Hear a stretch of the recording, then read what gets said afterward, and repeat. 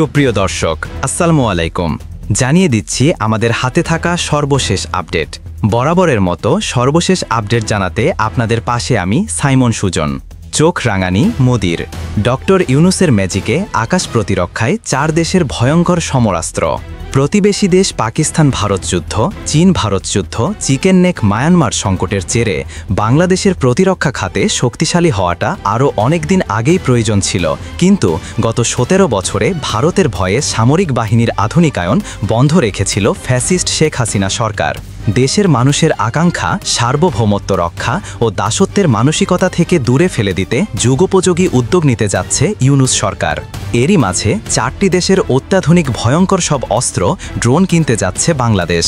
রাডারে ধরা না পড়া অলরাউন্ডার ইতালির ইউরোফাইটার টাইফুন, পাকিস্তানের JF-7 থান্ডার যেটি অত্যাধুনিক হালকা ওজনের সব আবহাওয়ায় চলাচলের উপযোগী মাল্টিরল ফাইটার জেট, তুরস্কের TO-29 অটাক হেলিকপ্টার যেটি 2 ইঞ্জিন বিশিষ্ট 2 আসনের বহুমুখী অটাক করতে সক্ষম, এবং চীনের জেট NC যেটি ভারতীয় রাফাল যুদ্ধ বিমান ভূপাতিত করে আলোচনায় আসে।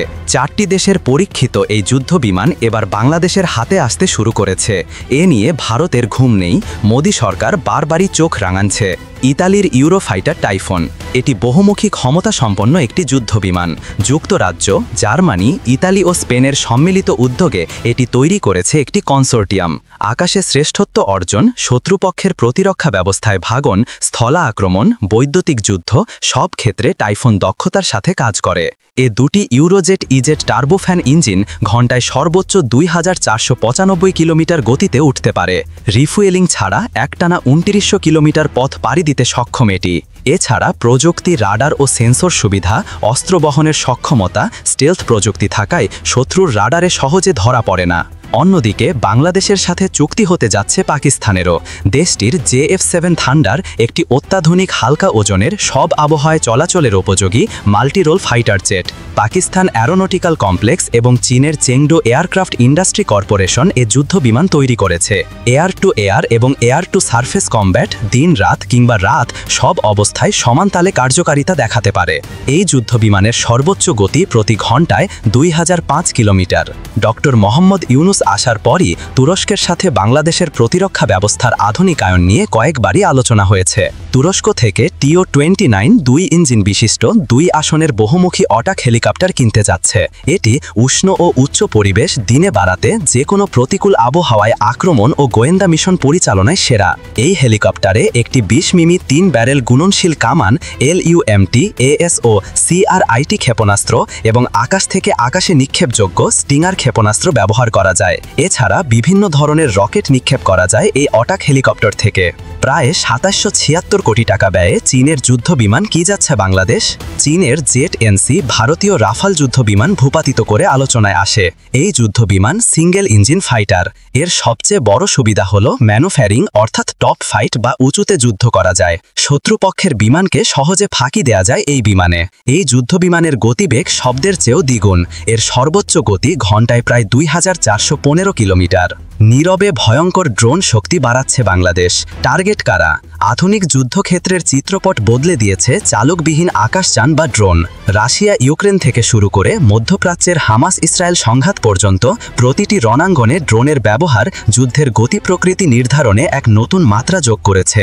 এই প্রযুক্তিগত পরিবর্তনের ঢেউ এসে লেগেছে ইন্দো প্রশান্ত মহাসাগরীয় অঞ্চলেও, যেখানে চীন, ভারত এবং দক্ষিণ কোরিয়ার মতো দেশগুলো তাদের মিলিটারি বাজেটের একটি বড় অংশ ব্যয় করছে আনম্যান্ড এয়ার ভেহিকল সক্ষমতা বাড়াতে।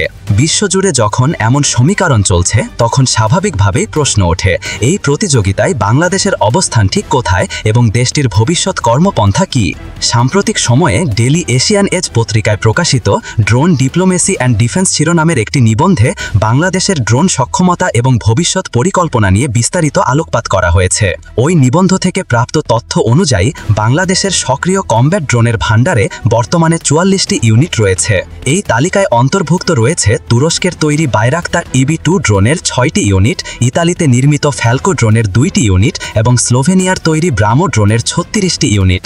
এই পরিসংখ্যান থেকে স্পষ্ট যে বাংলাদেশ নীরবে তার মানসম্মানের পথে হাঁটছে, যেখানে ড্রোন প্রযুক্তি একটি কেন্দ্রীয় ভূমিকা পালন করছে। তুরস্ক থেকে সংগৃহীত বিশ্ববিখ্যাত বায়রাক্তার TB2 ড্রোনগুলো বাংলাদেশ সেনাবাহিনী ব্যবহার করছে। এই ড্রোনগুলো শুধুমাত্র প্রচলিত যুদ্ধের জন্যই নয়, বরং আন্তঃসীমান্ত সন্ত্রাসবাদের মতো নানা ধরনের নিরাপত্তা ঝুঁকি মোকাবেলার ক্ষেত্রেও অত্যন্ত কার্যকর প্রমাণিত হয়েছে। অন্যদিকে ইতালির তৈরি ফ্যালকো ড্রোনগুলো বাংলাদেশ বিমান বাহিনীর তত্ত্বাবধানে জাতিসংঘের শান্তিরক্ষী মিশনে ব্যবহার করা হচ্ছে। এই ড্রোনগুলোর মূল কাজ হল কৌশলগত গোয়েন্দা তথ্য সংগ্রহ, নজরদারি এবং নিরীক্ষা মিশন পরিচালনা করা, যা আন্তর্জাতিক অঙ্গনে বাংলাদেশের পেশাদারিত্বের পরিচায়ক। ভৌগোলিক অবস্থানের কারণে বাংলাদেশের জন্য ড্রোন প্রযুক্তিতে স্বয়ংসম্পূর্ণ হওয়া অত্যন্ত গুরুত্বপূর্ণ বলে মনে করছে আন্তর্জাতিক সামরিক সংবাদ মাধ্যমগুলো। ইউরেশিয়ান রিভিউয়ের একটি প্রতিবেদনে উল্লেখ করা হয়েছে, ভারত ও মায়ানমারের মতো দুটি দেশের পাশে অবস্থিত হওয়ায় বাংলাদেশের জন্য একটি শক্তিশালী ড্রোন বহর অপরিহার্য। এটি কেবল আন্তর্জাতিক সীমান্ত সুরক্ষিত রাখতেই সাহায্য করবে না, বরং রাষ্ট্রের অভ্যন্তরীণ নিরাপত্তা নিশ্চিত করতেও বড় ভূমিকা রাখতে পারে। বিশেষ করে পার্বত্য চট্টগ্রামের মতো অঞ্চলে বিচ্ছিন্নতাবাদী গোষ্ঠীর তৎপরতা নিয়ন্ত্রণে ড্রোন কার্যকর একটি হাতিয়ার হতে পারে। তবে এর জন্য আরও উন্নত প্রযুক্তির ও অধিক সংখ্যক ড্রোনের প্রয়োজন। প্রতিবেশী দেশগুলোর সাথে তুলনা করলে বাংলাদেশের ড্রোন সক্ষমতার একটি পরিষ্কার চিত্র পাওয়া যায়। ভারতের ড্রোন ইউনিটের সংখ্যা বর্তমানে 200 ঠিক। অন্যদিকে প্রতিবেশী মায়ানমারের কাছে থাকা ড্রোনের সঠিক সংখ্যা জানা না গেলেও ধারণা করা হয় সেই সংখ্যাটিও বাংলাদেশের চেয়েও বেশি। এই আঞ্চলিক বাস্তবতার নিরিখেই বাংলাদেশ তার ড্রোন বহরকে আরও শক্তিশালী করার জন্য সুনির্দিষ্ট পদক্ষেপ গ্রহণ করতে শুরু করেছে। এটি কোনো আগ্রাসী প্রকল্প নয়, বরং আত্মরক্ষা এবং ক্ষমতার ভারসাম্য বজায় রাখার একটি সময়োপযোগী উদ্যোগ। প্রতিরক্ষা বিষয়ক সংবাদ মাধ্যম ডিফেন্স সিকিউরিটি এশিয়ার একটি প্রতিবেদন থেকে জানা যায়, বাংলাদেশ সেনাবাহিনী তার বহরে আরও 12টি বায়রাক্তার TB2 ড্রোন যুক্ত করার সিদ্ধান্ত নিয়েছে। এর পাশাপাশি বাংলাদেশ নৌবাহিনী সমুদ্রসীমার নিরাপত্তা জোরদার করতে বায়রাক্তারের আরও উন্নত সংস্করণ TB3 কেনার পরিকল্পনা করছে, যা দেশের সামুদ্রিক সম্পদ এবং অর্থনৈতিক অঞ্চল সুরক্ষিত রাখতে যুগান্তকারী ভূমিকা পালন করবে। এই পদক্ষেপগুলো প্রমাণ করে বাংলাদেশ তার আকাশ, স্থল এবং সমুদ্র তিনটি ক্ষেত্রে মনুষ্যবিহীন প্রযুক্তির ব্যবহার নিশ্চিত করতে চাইছে। ড্রোন সংগ্রহের প্রক্রিয়াটি শুধু তুরস্কের মধ্যে সীমাবদ্ধ থাকছে না। গত এপ্রিলে বাংলাদেশ সেনাবাহিনীর একটি প্রতিনিধি দল চীনের ফুসান ইলেকট্রনিক টেকনোলজি লিমিটেডের সাথে বৈঠক করেছে। সেই বৈঠকে কৃত্রিম বুদ্ধিমত্তা সম্পন্ন ড্রোন এবং অ্যান্টি ড্রোন সিস্টেম কেনার বিষয়ে গভীর আলোচনা হয়েছে।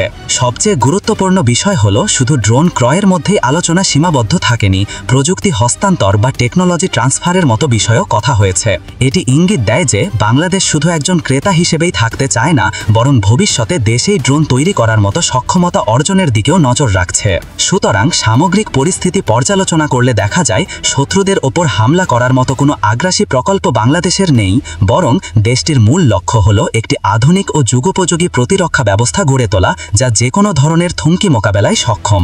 ড্রোন সংগ্রহ ও সক্ষমতা বৃদ্ধির এই কার্যক্রম মূলত দেশের সার্বভৌমত্ব রক্ষা, সীমান্ত সুরক্ষা এবং আন্তর্জাতিক স্থিতিশীলতা বজায় রাখার বৃহৎ নীতিরই একটি অংশ। এটি আক্রমণাত্মক কোনো পদক্ষেপ নয়, বরং একটি আত্মরক্ষামূলক প্রস্তুতি, যা একবিংশ শতাব্দীর সীমান্ত চ্যালেঞ্জ মোকাবেলার জন্য অপরিহার্য।